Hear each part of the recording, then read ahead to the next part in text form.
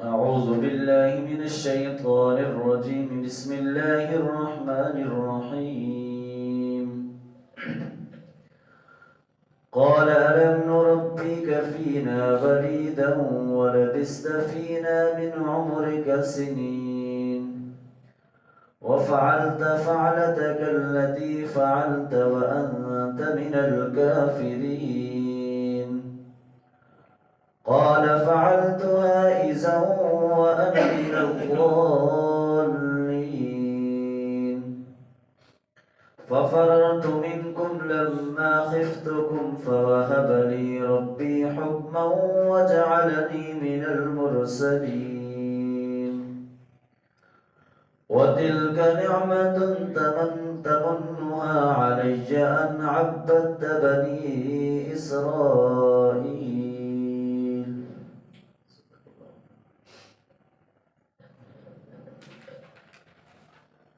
موسیٰ علیہ السلام اور فرعون کا جو آپس میں مکالمہ تھا وہی واقعہ جو وہ چل رہا ہے کہ اللہ تعالیٰ نے ہارون علیہ السلام اور موسیٰ علیہ السلام کو فرعون کے پاس بھیجا کہ جا کر اس کو میرا پیغام پہنچاؤ. جب جا کر موسیٰ علیہ السلام نے اور ہارون علیہ السلام نے سارا پیغام دیا کہ ہم اللہ کی طرف سے بھیجے ہوئے ہیں اور یہ کہ ہمارے ساتھ بنی اسرائیل کو جو تم بنی اسرائیل کے اوپر ظلم کر رہے ہو آپ اس ظلم کو بند کر دو اور بنی اسرائیل کو ہمارے ساتھ بھیج دو. اب آگے جو آج کی آیات ہیں ان کے اندر فرعون نے جب بات کی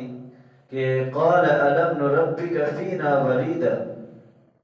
کہا موسیٰ علیہ السلام سے کہ کیا تم بچپن میں ہمارے ہاں کئی عرصہ جو وہ پرورش پاتے نہیں رہے. وَلَبِثْتَ فِينَا مِنْ عُمُرِكَ سِنِينَ، اور تم نے ہمارے ہاں اپنی زندگی کے کئی سال جو ہے وہ گزارے. کہ وہ قرآن کا یہ اسلوب ہے کہ وہ واقعے کو مختصر انداز کے اندر اور وہ ساری چیزیں جو ہے وہ چھوڑ کر جو قرآن کے اندر ایک دوسری جگہ یہ واقعہ موسیٰ علیہ السلام کا بیان ہوا ہے کہ کیسے وہ اس محل کے اندر جو ہے وہ فرعون کے محل کے اندر پہنچے اور وہاں پر ان کی جو ہے وہ پرورش ہوئی. تو اس سے ہٹ کر یہ ساری باتیں جو ہے وہ یہاں پر فرعون نے کہا کہ تم ہمارے پاس جو ہے وہ کئی عرصہ جو ہے وہ محل کے اندر تم نے پرورش پائی تھی اور یہاں پر جو وہ تم جو پلے بڑے ہو. اب یہ ظاہر ہے اللہ تعالیٰ جس کو جہاں پر رکھنا چاہے وہ اس کی مرضی. فرعون نے جو ظلم کیا تھا کہ وہ بچوں کو قتل کرواتا تھا اور جو بھی بنی اسرائیل کے اندر بچہ پیدا ہوتا اس کو جو وہ قتل کروا دیتا، لیکن اللہ نے بالآخر موسیٰ علیہ السلام کی جو پرورش کا انتظام ہے وہ فرعون کے محل کے اندر کروایا. تو اس محل کے اندر وہ مختلف جو تاریخ کے اندر جو آیا ہے کہ 20 سال بھی آئے ہیں اور 30 سے 40 سال جو ہے وہ اس محل کے اندر جو ہے وہ پرورش پاتے رہے، وہاں پر جو ہے وہ رہے ہیں. وَفَعَلْتَ فَعَلَتَكَ الَّتِي فَعَلْتَ، اور پھر تو نے کیا جو آپ نے کام کیا، وَأَنْتَ مِنَ الْكَافِرِينَ، اور تم ناشکروں میں سے ہو. یہ اس واقعے کی طرف اشارہ ہے کہ فرعون نے کہا کہ پھر تم نے وہ ایک کام بھی کیا تھا کہ ایک قبطی کو جو موسیٰ علیہ السلام سے نادانستان طور پر یعنی وہ ایک آپس میں بنی اسرائیلی کے ساتھ جو وہ اس کے ساتھ جو وہ لڑ رہا تھا، تو انہوں نے جب اس کو چھڑانے کے لیے اس کو جو ہے وہ وہاں پر ایک مکہ مارا تو وہ جو ہے وہ اس کی وجہ سے وہ مر گیا تھا.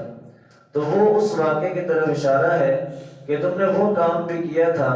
کہ جو اس وقت جو تم سے یہ فعل سرزد ہوا تھا اور تم جو ہے وہ ناشکر ہی نہیں، تم نے جو ہے وہ ہمارے جو ہے وہ شکر گزاری نہیں کہ بلکہ الٹا جو ہے وہ ہمیں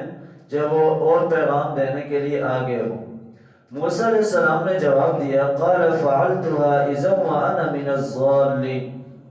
کہا مجھ سے وہ کام ہوا تھا اس وقت کہ جب میں ناواقفوں میں سے تھا. یعنی وہ جب فیک سرزد ہوا تھا اس وقت اللہ تعالیٰ نے مجھے نبوت سے سرفراز نہیں کیا تھا. اس وقت مجھ سے وہ کام ہوا اور وہ بھی غلطی سے ہوا تھا، میں نے کوئی جان بوجھ کر نہیں کیا تھا. اس نے کہا کہ اس وقت میں